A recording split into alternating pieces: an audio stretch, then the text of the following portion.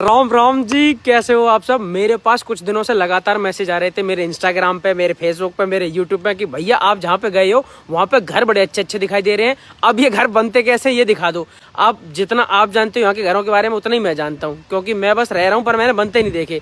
कल शाम को जब मैं निकला था ना घूमने के लिए, तब मुझे एक जगह दिखी थी जहाँ पे घर बन रहे थे। तब मेरे दिमाग में आइडिया आया कि मैं तुम्हें दिखाऊंगा कि यहाँ के घर बनते कैसे हैं। तो अब ब्लॉग में बने रहो और देखो, अब दिखाता हूँ कि यहाँ के घर कैसे बनते हैं और कैसे इतने सुंदर लगते हैं। क्योंकि सारे ही लकड़ी से बने होते हैं, मतलब कोई ईंट सीमेंट किसी भी चीज का कोई काम नहीं है, सारा ही कुछ लकड़ी का है।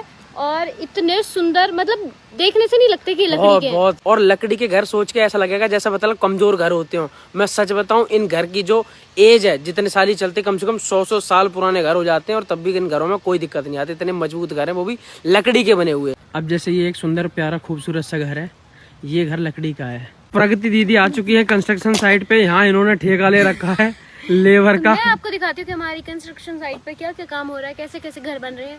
आइए, उधर से एंट्री ना है कि आइए बिना मतलब में, यहाँ से एंट्री है। तो जैसा कि आप देख पा रहे होंगे, यहाँ पे कच्चा माल पड़ा हुआ है। लेंटर भी इसी से पड़ने वाला है गाइस। तो ऐसा ना सोचे कि अभी ईंट आएंगी और सीमेंट आएगा और गिट्टी विट्टी में मिला के लेंटर डालेंगे, नहीं, ऐसा कुछ भी नहीं होने वाला है।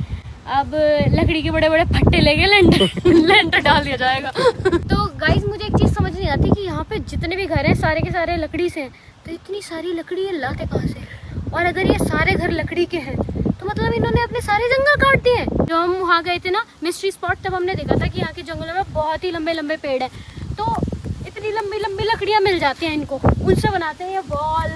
और इनका सरिया भी यही है। यहाँ के मकानों में सरिया और कंक्रीट का ऐसा कोई काम नहीं होता, ईंटें नहीं लगती हैं और यहाँ पे भट्टे नहीं है।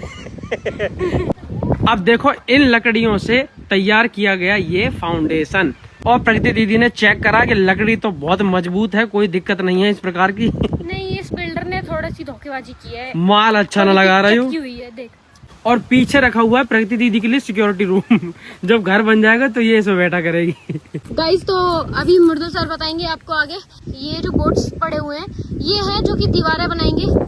और ये लकड़ियां जो हैं वो अलग अलग तरीके की हैं, जिनमें जैसे हमारे यहाँ तो 4 mm का सरिया, 12 mm का सरिया, 20 mm का सरिया, ऐसी यहाँ लकड़ियां हैं। छोटी छोटी, छोटी लकड़ी, बड़ी लकड़ी, मजबूत लकड़ी, बड़े बीम डालने के लिए लकड़ी, तो अलग अलग तरीके की रंग बिरंगी लकड़ियां रखी हुई हैं। लड़की रखी हुई है, लकड़ियां रखी हुई हैं।